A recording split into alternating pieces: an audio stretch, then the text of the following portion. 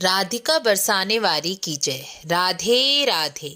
माघ मास महात्म्य अध्याय 25।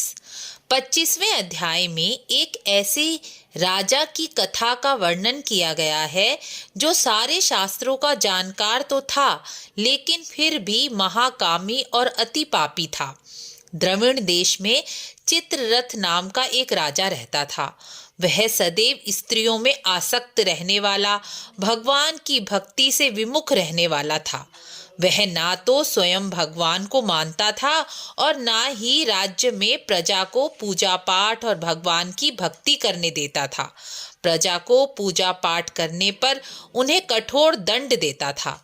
मंत्रियों के द्वारा कही गई धर्म की बातों पर भी वह कोई ध्यान नहीं देता था और यही कहता था कि विष्णु कौन है, कहाँ रहता है, किसने देखा है। ऐसे तर्क देकर दिन रात बुरे कर्मों में ही लगा रहता था। इस तरह पाप करते करते राजा की मृत्यु हो गई और मृत्यु के पश्चात यमराज के दूतों ने उन्हें बहुत पीड़ा पहुंचाते हुए नरक में डाल दिया। 21 नरकों में वह राजा तरह तरह के दुख भोगता रहा। उग्र रौरव, महारौरव, सूत्र और महानर्क में उसे डालकर तरह तरह की पीड़ा पहुंचाई गई। उस राजा की नरकों में जो दुर्गति हुई उसे सुनकर हृदय भय से भर जाता है। जो मनुष्य पृथ्वी पर बुरे कर्म करते हैं और सोचते हैं कि किसने देखा है, वह अज्ञानी है, क्योंकि वह नहीं जानते कि नरक की यातना भोगते हुए मनुष्य का शरीर नष्ट नहीं होता, केवल पीड़ा ही होती है। चाहे उस शरीर को किसी भी प्रकार से काटा पीटा जाए, जलाया जाए, लेकिन शरीर मरता नहीं। केवल कटने पीटने और जलने की पीड़ा ही होती है और पीड़ा जब असहनीय हो जाती है तो शरीर बेहोश हो जाता है और फिर जब वह होश में आता है तो फिर से उसे वही पीड़ा बार बार दी जाती है। इस शरीर को यातना शरीर कहा जाता है। उस राजा ने इतनी यातना भोगी जिसका बखान सुनकर ही रोंगटे खड़े हो जाते हैं। इसलिए सदैव बुरे कर्मों से डरना चाहिए। स्वप्न में भी बुरे कर्म नहीं करने चाहिए। 21 तरह के नरकों की पीड़ा भोगने के बाद राजा को पिशाच योनि में डाला गया।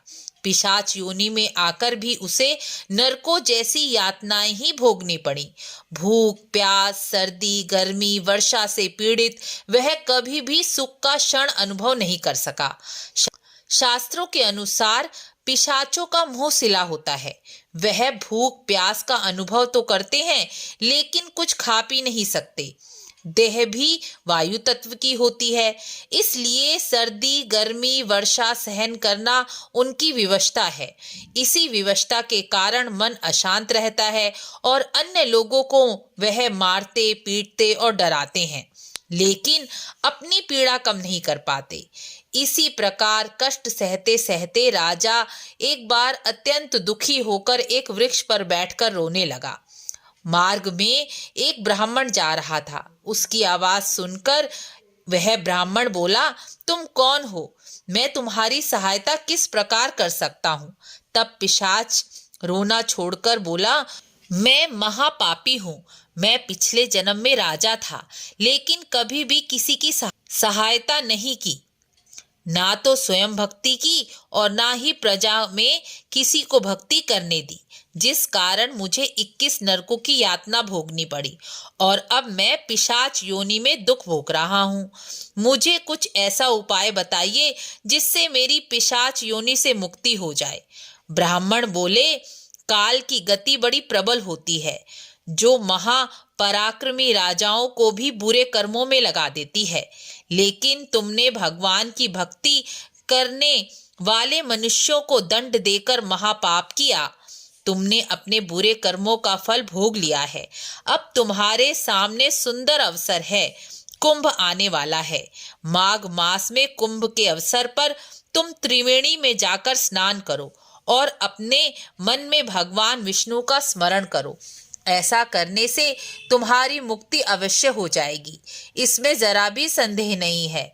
जिस तरह पूर्णिमा का चंद्रमा सारे आकाश को निर्मल कर देता है, उसी तरह त्रिवेणी का जल जन्म जन्मांतर के पाप को नष्ट कर देता है। पिशाच ने ब्राह्मण के कहे अनुसार त्रिवेणी के जल में स्नान किया और पिशाच योनि से मुक्ति पाकर स्वर्ग लोक को चला गया।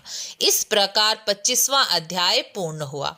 मिलते हैं अगली वीडियो में। राधे राधे।